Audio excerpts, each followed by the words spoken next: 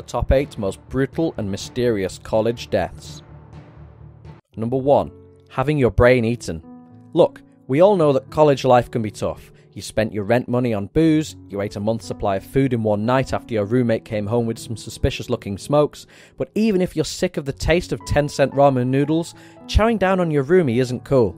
In 2012, a Morgan State University student managed to get this problem off his mind, because his roommate ate it. Literally. He ate part of his brain. 2 days earlier, Alexander Kinua posted a bizarre rant on his Facebook page. He mentioned ethnic cleansing, the Virginia Tech shootings, and ritual human sacrifice. His friends probably thought, OMG Alex, you're so dark. Well, they weren't wrong. After his roommate, Cujo Bonsafo Agai Cody, was reported missing by his father, police found 2 tins of body parts in the basement of their shared house, with further remains discovered in a dumpster outside a church. The murderer confessed to police that he had also feasted upon the contents of his victim's skull before being discovered. Number 2. Playing a prank. There are 3 things college students love doing: getting drunk, getting pregnant, and getting high. But the last one actually caused the deaths of 2 Florida students, although not in the way you'd expect. In June 2006, the bodies of Jason Ackerman, a 21-year-old from the University of South Florida, and Sarah Reidman, a community college student, were discovered inside of a giant deflated helium advertising balloon. Their bodies were actually still inside the balloon, and just their feet were hanging out. Remember when I said they were getting high? That's true. They had climbed into the balloon as a joke, but it became less funny when their bodies began to crave a strange and mysterious substance: oxygen. The only people you'd think would be at risk from random balloon death are children's entertainers and Willie Fogg, but apparently not. This ridiculous end to their existence won them a coveted Darwin Award for stupidity. But this was no consolation to Tampa Bay local Torrance Saunders, who remarked, "This is not the kind of place where this kind of thing happens." No kidding. Number 3. Living out the Scream movie. If you've ever watched the Scream movies, you'll have asked yourself 3 things. First, why don't they just run away when the scary music starts? Second, why is Monica from Friends so mean? And third, what would I do in this situation? Well, the answer is probably die, because that's what happened to the students from Gainesville, Florida, whose untimely demise inspired the film. The first murder occurred in August 1990, when Danny Rowling stalked 2 girls, Sonia Larson and Christina Powell. He trailed them from Walmart, and when they arrived home, he began to prepare himself. Whilst waiting for the sun to go down, he calmly sat strumming his guitar and playing country music. Both Sonia and Christina were murdered and then assaulted in horrific ways after their deaths. Rowlings even posed the bodies in sexually provocative positions for the police to discover. After this, the killer claims his next memory is that it was 11 the next morning, he was riding his bike, and he found a clear sandwich bag containing a nipple in his backpack. We've all been there.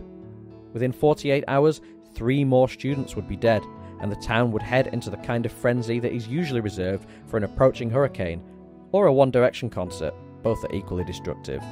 Police later discovered the head of 19-year-old Christina Hoyt placed delicately on her own bookshelf, with her nipples also severed and laid neatly on her bed. The final 2 victims, roommates Tracy Pauls and Manuel Taboada, were found later that day, and every student in the country who'd ever panicked about midterms suddenly realised what true fear felt like. Fortunately for them, the killer had moved on, but unfortunately for one Louisiana family, his bloodlust hadn't ended. Rowling made the same sexually provocative display of their bodies as he had the students in Gainesville. Thankfully, he was later caught after bragging to his cellmates following an arrest for robbery. Danny Rowling was executed in 2006, and we can only hope that Lucifer, Lord of Darkness, is enjoying himself by constantly rearranging this twisted man's body parts in an eternal game of satanic operation. The camping disappearance. On February 2nd, 1959, 9 Russian college undergrads decided to take a camping trip together, scaling the frozen peaks of the Ural Mountains. Little did they know they would end up slain in a bizarre and grisly way. Their tents were found slashed from the inside, and their clothing was left behind in weather so cold Princess Elsa would get bullet nips. So what happened?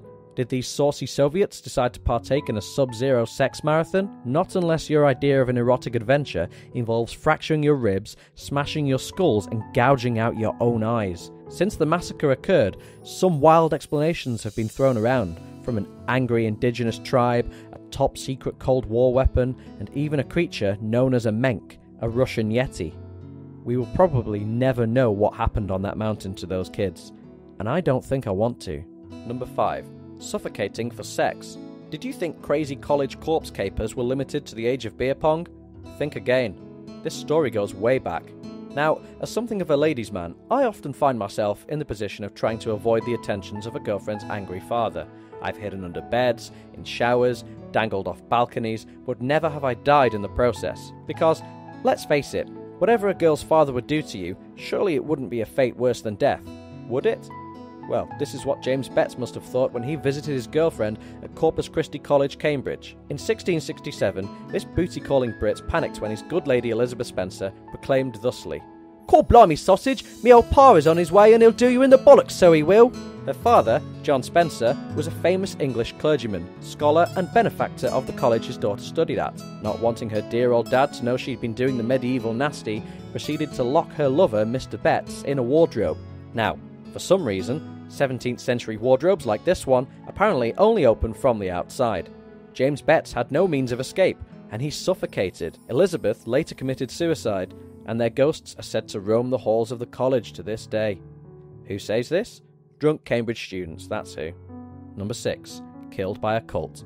The word cult gets thrown around a lot nowadays, but in the 1970s it meant a gang of Satan-worshipping crazies. And it's one such group who were blamed for a shocking murder at Stanford University.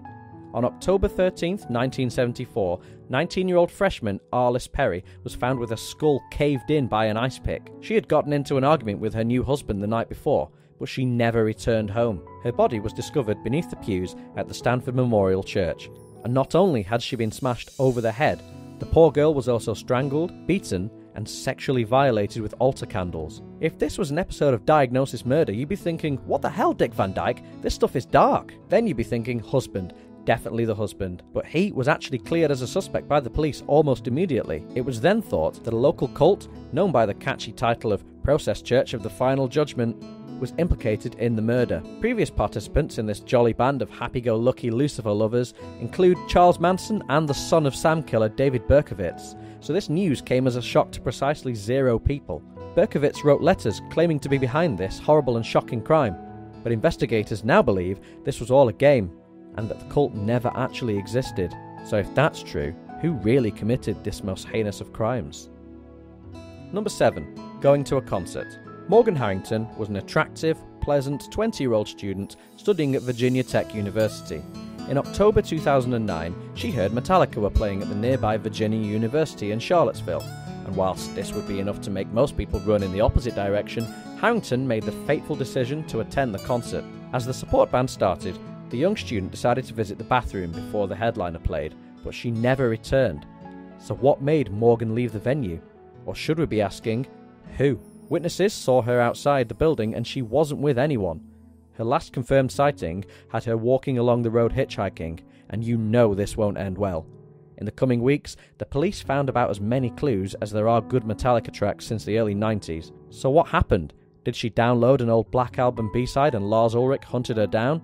Unfortunately not. Morgan's remains were discovered on the outskirts of a Charlottesville farm, 2 miles from any public road. To this day, nobody knows why she left the arena, and nobody has been charged with her murder to this day. And finally, number 8.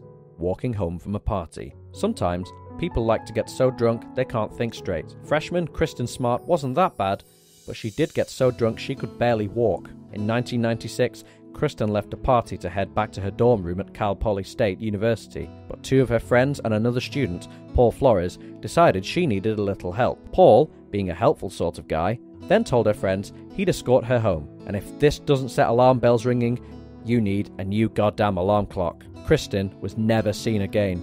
Paul's version of the story involves him strolling down the street with Kristen and acting like a complete gentleman. He says Kristen left him at the end of her road, and that's the last he saw of her. However, the police became suspicious about Paul's story, partially because he kept changing it more often than P. Diddy changes his name, but mostly because of the chonging great black eye he was sporting. A sniffer dog was sent to unravel Paul's lies by investigating his student dorm, and after inhaling enough Axe body spray to put down a white rhinoceros, the dog eventually detected Kristen's scent on his mattress. Unfortunately, Paul invoked the trusty Fifth Amendment, and without enough evidence to charge him, he simply dropped out of university and entirely off the grid. Kristen was declared legally dead in 2002. Her body has never been recovered.